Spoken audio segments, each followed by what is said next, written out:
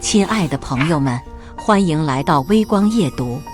行政总监在企业群里发通知，年会是公司惯例，但是今年效益不好，请大家自愿捐款，一起筹办年会。他自己带头捐款2000元，然后各个部门的领导们纷纷跟上，每个领导出2000元。老板深受感动，以身作则，自费5000元。行政总监我林怡然，你是销冠，你给大家带个头。员工都看着我，等我表态。我翻了白眼，直接发了语音，我出你老母。接下来开始我们本期故事，记得点击订阅并开启小铃铛。行政总监大怒，直接在群里开骂：林怡然，你什么意思？如今公司有困难，你作为优秀员工，每年都拿了那么多奖金，就应该和公司同舟共济。你带头发这样的语音，是何居心？我直接快速回复，意思很清楚，我就是骂你，没钱办年会就别办，没了贞洁立什么牌坊？老娘赚那么多钱，那是我该得的，还要员工自愿捐款，老娘我不捐就被你点名批评了，你这是强盗！你会不会做行政？你脑子被门夹了吧？行政总监的办公室传来一声杯子摔碎的声音，我才懒得管他，狐假虎威，假仁假义。员工小声附和，以前上班当了一天的牛马，年会还要表演节目，还要当猴耍，如今我们居然还要被迫捐款给公司办年会，什么世道？老板和总监有钱，让他们出啊，出不起就别开年会啊。老板见群里气氛剑拔弩张，他继续发话了：公司不是没钱，马上项目尾款就到了，新项目也快合作了，大家要对公司有信心。我们不差钱，就是想和员工同舟共济，共同发展，年末做一个其乐融融的收尾。我直接回复他：其乐融融？你先把欠的2个月工资发了呀，还有年终奖和节日福利，你别取消啊！你是乐了，大家一帮兄弟都苦了。行政总监赶紧继续原话：大家不要紧张，捐款是我个人的意思，跟公司无关。想着大家都是老员工了，应该能和公司统一战线。林怡然，你有意见可以私下跟我提，请不要在群里煽动。我发了一个竖中指的表情，你可真能耐呀！你个人意见，其他部门领导都要听你的。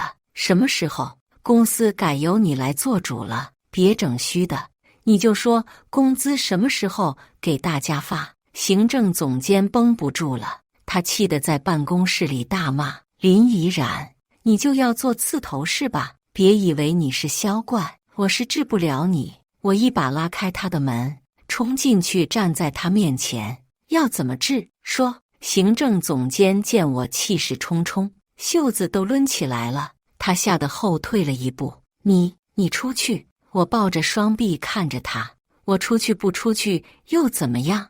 你找的破装修公司，办公室不隔音，你不知道吗？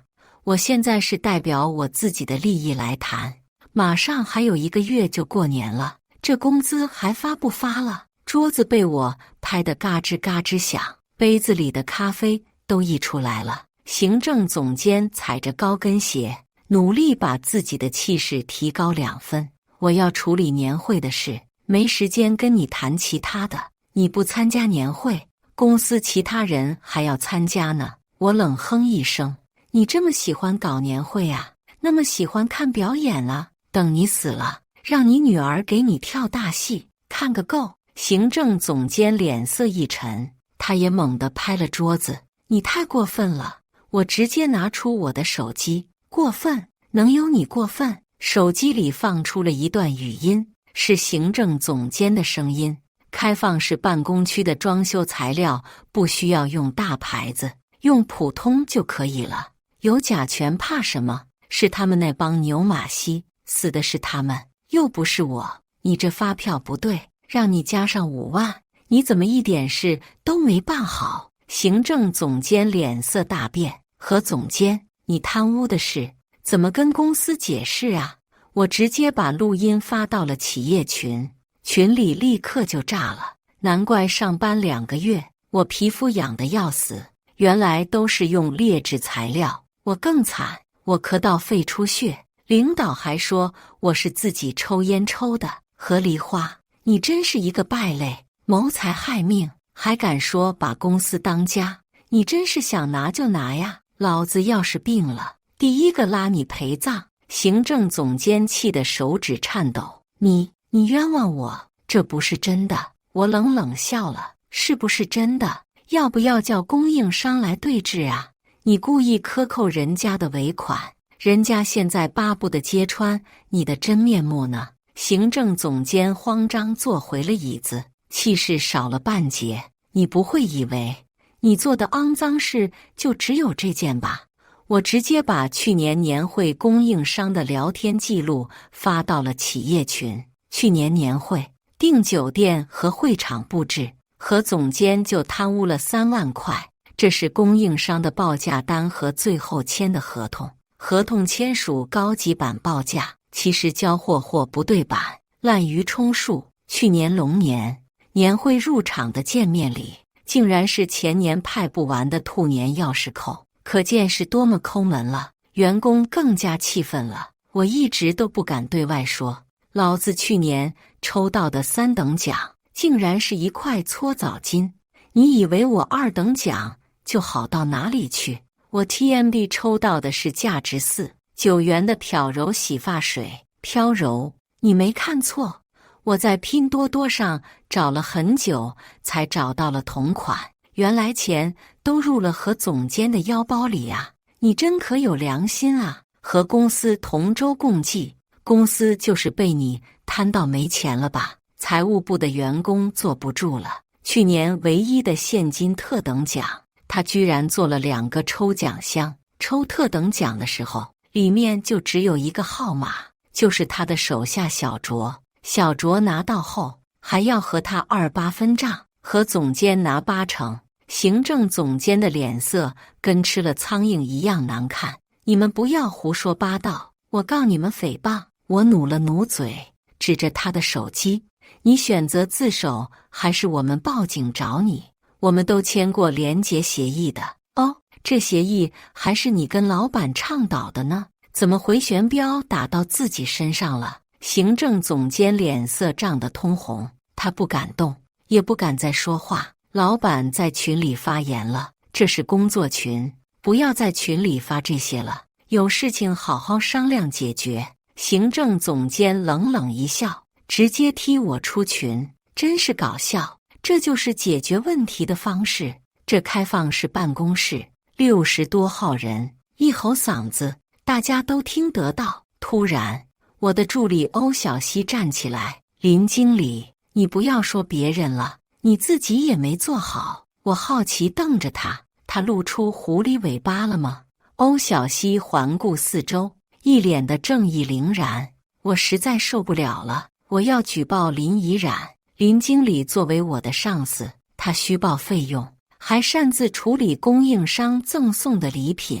我抱着双臂看着他，继续说。欧小西拿出自己的手机，7月3日，林怡然去北京出差，明明是2天的路程，他拖到了4天，利用公费自己旅游。8月1日，林怡然让我帮他处理报销，我发现有购买茅台、燕窝等贵重礼品，其实是快递到了烟台。大家都知道，林怡然的老家就是烟台。中秋节，系统供应商赠送了4箱月饼，全部被林怡然私下处理了，没有上交公司。我淡然听完了。还有吗？欧小西怒气冲冲，这些就足以证明你受贿。我拍了拍销售总监和财务总监的办公室门，来，我知道你们都听到了，出来说说吧。销售总监阴冷着脸出来了，一脸的不悦，盯着欧小西。薛总，欧小西是你的侄女，你安排自己的人进公司，我就不说了。现在他要举报我，你怎么说？销售总监没有接话，满脸的尴尬。财务总监拿出来发票，7月3日至6日，林依然出差2天后接到老板娘的临时通知，要求再留2天，顺利签署完合同再回城。8月1日，采购的礼品送往烟台，因为我们新项目的甲方老家就是在烟台，这事是采购部和我们财务部一起盯着的，来不及请款，所以让林依然先买再报销。中秋节，这是老板的意思，为了节省费用，就把供应商送给我司的月饼转送给我们甲方客户。欧小西听完，脸色跟猪肝一样难看。我看着这个年轻人，还真心浮气躁。你以为你是什么角色？在我身边做监控，还真以为自己是情报局的人了。我给公司跑客户，喝酒喝到胃出血。我为了公司业绩，我结婚3年了，都不敢要孩子。你还不知道你在哪里带薪拉屎呢？我转头看着销售总监，薛总倒是为公司着想，安排个内线来接我的客户，你也不安排个出色一点的，跟我半年了，就跟一个傻子一样。销售总监微微一笑，林经理，你想多了，小西只是帮你忙而已，没想接你的客户。我不屑一笑，是吧？一个野鸡高中出来的，1年里换了8份工作，跨行业来当我的助理，真是屈才了。欧小西眼眶通红，她捂着脸就哭了。舅舅，我不想干了。销售总监脸色难看，他恶狠狠瞪着我。林怡然，你别以为业绩好就可以骂人，业绩那是公司的，多亏有公司这个平台，离开了你，谁都可以干。你以为我不知道？你为了拿下客户，出卖过多少色相去勾引客户？我真是气急了，直接一巴掌扇过去。销售总监被我打懵了，你还敢打我？老娘打的就是你，让你丫的造黄谣！我直接扑过来，刚做的美甲也顾不得了，直接挠破了他的脸。旁边的员工赶紧上前分开了我们，更多人是按住了销售总监让我打。销售总监的脸都被我抓花了，鼻子也出血了。有人递过来2支签字笔，我直接插进他的鼻孔里。行政总监本来在看热闹，结果被旁边的员工也按住了。你丫的也不是好东西！有人上前扇飞了他的眼睫毛，扯掉了他的发夹。采购总监从自己的办公室里跑出来，别打了，别打了，大家都是一家人，好好说，闹到报警就不好了。我最讨厌采购总监，因为他最是假惺惺，平日里采购的进货价都是假的，吃了很多油水。他还是老板的小三，见我业绩好，他经常在我背后捅刀子，人前就和我装得像闺蜜一样。如今我已经和公司撕破脸了，我没必要藏着掖着了。我直接给老板娘发了一条信息，老板终于从他的办公室出来了，本来盖着地中海的头发，因为他快速走路而飘起来了。不要打了，大家都停下手来。销售总监和行政总监已经衣衫不整，脸上都挂彩了，一个像插了葱的猪头，一个像乱糟糟的鸟窝。林怡然，看你惹的事，你要造反吗？别以为公司离开你就不行，你给我滚！老板直接拉偏架了。我整理了头发，老娘早就不想干了，这些年吃你画的饼早就受够了。我拉下千万订单，你说让我做总监，结果你就空降来一个摘桃的。别以为我不知道，他是你的远方亲戚，你干脆都把公司都变成你家里人好了，跟着你吃喝等死。我用手机插上迷你音箱外放，录音里行政总监笑得灿烂，哈哈，办年会也不用公司出钱呀，让员工出就好了吗？老板好奇问。员工肯出，采购总监也疑惑，肯定不肯吧？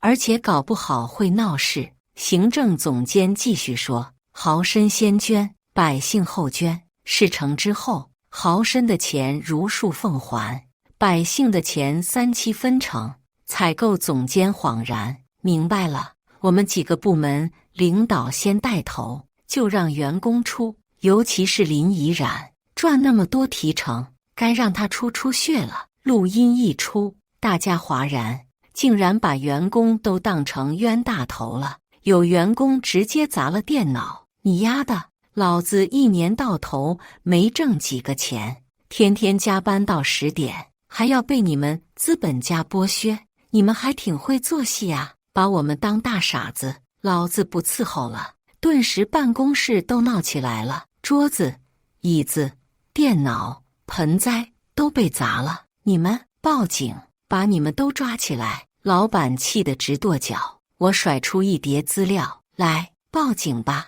让税务、工商都来查。老板看着内税报告和账目，不由得慌了。你怎么拿到的？快让物业保安上来，搜他身上还有没有其他资料。突然外面传来一声大喝：我看谁敢！老板娘到了！大家都安静下来，不敢出一口大气。平日里都是老板管理公司，但是我们老员工都知道，公司真正的大股东是老板娘。老板娘怒气冲冲走到采购总监面前，直接扬起手扇了采购总监一巴掌。老板娘身高172厘米，从生了2胎后就减不下肥，她如今像个灵活的大猩猩，一巴掌下去，娇小玲珑的采购总监的小脸立马就肿得老高，一边像泡发的馒头。他捂着脸，委屈地哭了。老邓就喜欢你这梨花带雨的绿茶样吧。老板娘接着连续扇了2巴掌，直接把采购总监给扇成猪头了。老板看不下去了，他小声劝导：江梦，别打了。老板娘转身盯着老板，接着又是啪啪2巴掌。老板的眼镜被打飞了。老娘还没找你算账，你居然还敢替他求情，把小三提拔成采购总监，你还真行啊！难怪这2年的成本涨了这么多，还敢给我看假账，谁给你的狗胆？老板娘抓起桌上谁的保温杯，一杯开水就朝老板泼过去。老板被烫到鬼哭狼嚎的，转身跑去洗手间。行政总监见识不好，他转身就想溜。何总监，你去哪里？老板娘冷冷盯着他。行政总监快速露出一个笑容：江总，今天这事都怪我，是我考虑不周，我决定自费帮公司办年会，员工都不用出钱了，我一定办得妥妥当当的，让员工满意。员工在旁边纷纷抗议：谁稀罕年会，把工资和年终奖发了？就是你贪污了那么多，就想一句算了？不可能！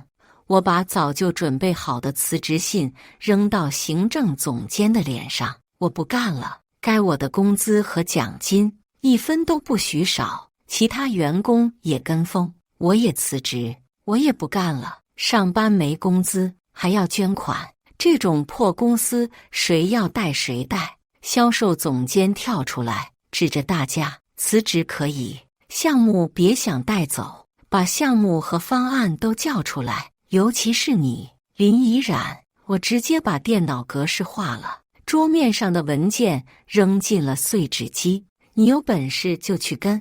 有员工早就录了视频，发布到网上，立刻就有人纷纷评论：加油，林什么然，你是最棒的，你是吾辈之楷模，干了我一直想干而不敢干的事。销售总监冲过来想阻止，但是被我的下属给拦住了。你们等着公司告你们吧。老板娘瞥了他一眼：你代表公司？销售总监低声摇头：江总，我是为了公司利益着想，他们太无法无天了，如果不好好惩罚他们，以后难以服众啊。老板娘冷冷看着他：你就是个草包，当然不服众。我宣布，从现在起，薛毅不再担任本公司的销售总监，即刻开除。销售总监难以置信看着他，江总，我可是邓总的姑妈的三舅的儿子啊，我们是一家人啊。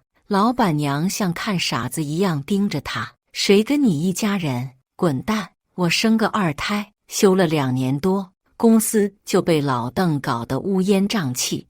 我要是真听他的话，做个家庭主妇，这个公司早就完了。老板娘轻轻搂着我的肩膀，怡然，我看着你成长起来的，这个位子早就应该是你的，相关人我会处理，不会让你受委屈。你留下来，别走了。我知道老板娘不容易，但是我也相信公司里必定会有她的眼线。平日里老板的所作所为，她肯定是能知道一些的，只是找不到合适时机处理而已。而我不愿意做那个棋子。销售总监的脸色很难看，他跑去洗手间找老板。老板终于跑出来了，他湿漉漉的，狼狈不堪。我是公司的法人，我不允许开除薛毅。今天这个事都是行政和总监的馊主意引起的，既然他已经知错了，那就扣除他的绩效来筹办年会就行了。大过年的，不要太过分了。老板如今想息事宁人，已经晚了。网上已经查出来我们公司地址，附近的公司员工纷纷跑来看热闹。他们最奇葩了，要员工出钱搞年会，牵出这么些大瓜，真是太劲爆了。老板出轨采购总监，老板娘上门怒打小三，真精彩！我赌100块，老板娘绝对不会饶了这对狗男女。果然，老板娘指着老板大骂：“你和你的小三一起给我滚！”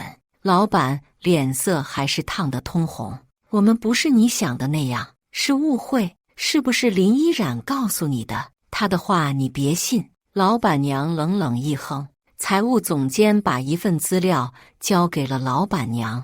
9月9日，邓之清和柳茵茵在皇家5星级酒店开房，2天1夜。10月5日，邓之清从公司挪用资金50万，给柳茵茵购买汽车1辆。11月1日，邓之清带柳茵茵去医院流产，事后赠送给柳茵茵一条钻石项链，价值120万。我猛然明白了，财务总监是老板娘的人，难怪他刚才肯帮我澄清说话，这都是老板娘授意的。每念一条，老板的脸色就越黑一层。采购总监脸涨得通红，不敢抬头。员工纷纷议论，难怪公司没钱发工资，原来是给情人买礼物去了，拿我们赚的钱去哄情人开心。邓之清可真是个混蛋，如今还想掏我们的腰包。再让他这么下去，我们是不是要缴费上班啊？老板当众下不来台了，你侵犯我的隐私，我要告你。财务总监微微一笑，没问题，你先把挪用公司公款的钱补上吧。老板气急败坏，我公司的钱想怎么花就怎么花，你管不着。老板娘上前一脚，直接把老板踢弯了腰。我管得着，我占股份80%，你只有20%，你算老几？老板娘转头盯着采购总监柳茵茵，我会到法院起诉，邓之清给你花的有一半是我的夫妻共同财产，你给我原封不动吐出来。采购总监脸色大变，他着急看向老板，凭什么？这都是我应得的，我陪你1年多了，流产3次了，难道不配拥有这些吗？老板尴尬的脸色扭曲，你别说了。采购总监气得直跺脚，你说你会维护我的，现在算什么？你跟这个肥婆离婚了，你是公司的法人，你有股份，我们怕什么？老板娘一听肥婆2字，怒气冲冲，又抡圆了手臂，扇了他2巴掌，抓着采购总监的头发，直接薅下来一把瘦麻杆子，胸前没2两肉，居然还敢骂我！老板娘没创业前，跟着一帮男人在工程队里是干过苦力活的。你妈没教你不要勾引别人老公吗？你没家教，今天我就教一教你。财务部的员工上前按住了采购总监，老板娘接连扇了10几巴掌，直到采购总监的嘴角都流血了。老板丝毫不敢动，他敢动，被打的就是他。老板娘打累了，坐下来休息，开除采购总监。采购经理你负责采购部，开除行政总监小卓，你以后负责行政部。采购经理和小卓纷纷应声回答。行政总监不敢再说话了，他提着包准备走人。他已经成了鸡窝了，再不走，怕是鸡毛都被拔了。何梨花，你贪污的事，等着收法院的传票吧。行政总监身形一正，他转身就跪了下来。江总，我错了，我把款项都退了，你别告我好不好？行政总监哭了，鼻涕一把泪一把，都是柳茵茵的错，是她介绍供应商给我的。她说公司都不知道，我不拿白不拿，我没办法呀。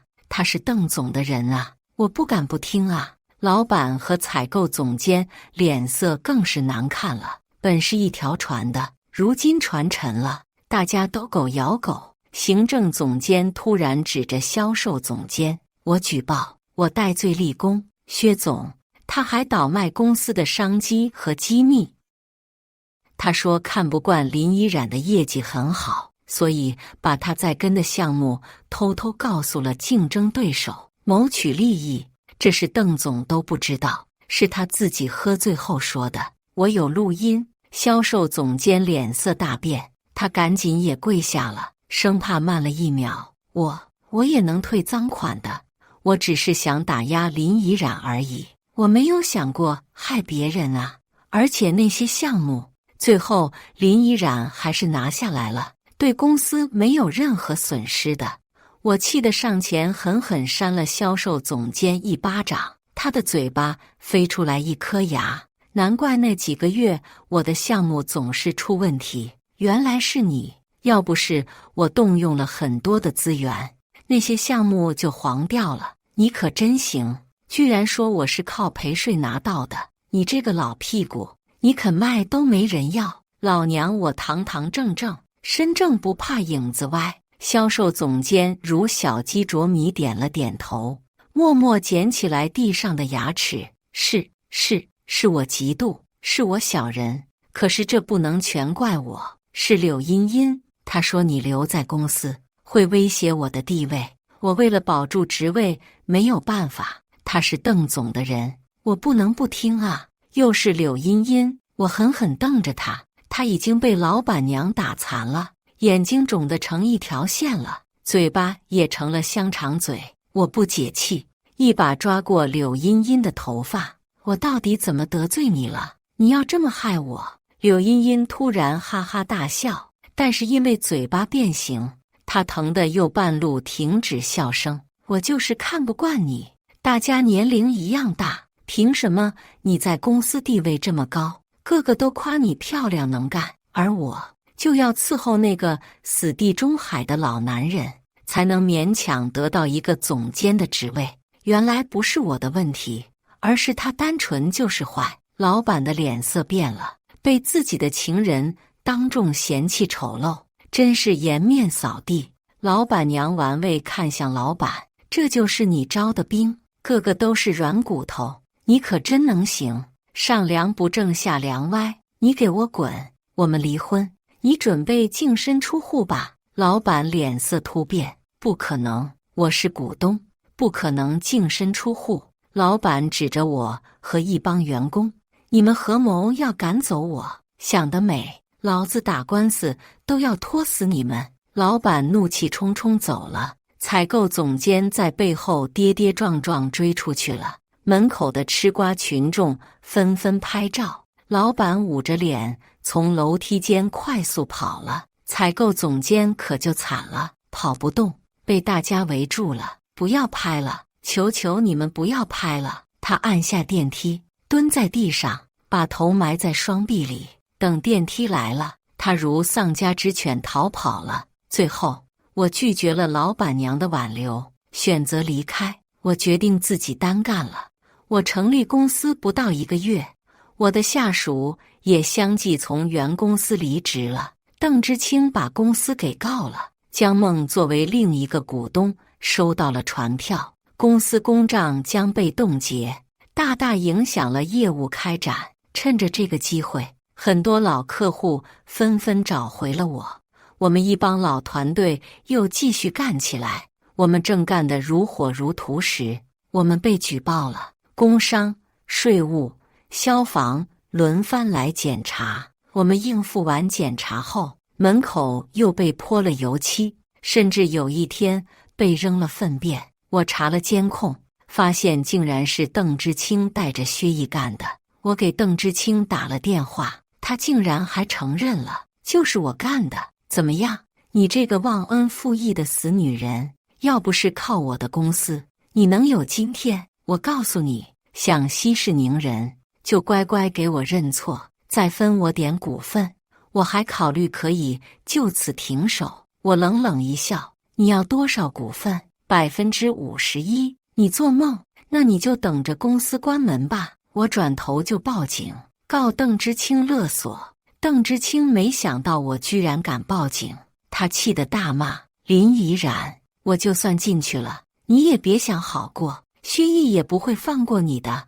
你以为你开公司就一清二白呢？告诉你，我迟早会抓到你的把柄。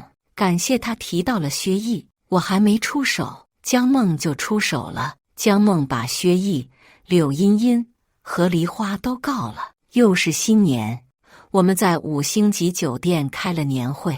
这一次我上台讲话，我们年会没有套路，没有表演，今天直接给大家发奖金，明年给大家加薪。大家欢呼鼓掌，吃好饭，早点回家过年，顺顺利利，平平安安。明年我们再战辉煌，掌声雷动，回归万家灯火。感谢大家的观看，本期故事精彩吗？欢迎大家在下方评论区吐槽。如果你喜欢这类故事，记得点击订阅微光夜读，并分享给更多的人，这会对我帮助很大。再次感谢大家的观看。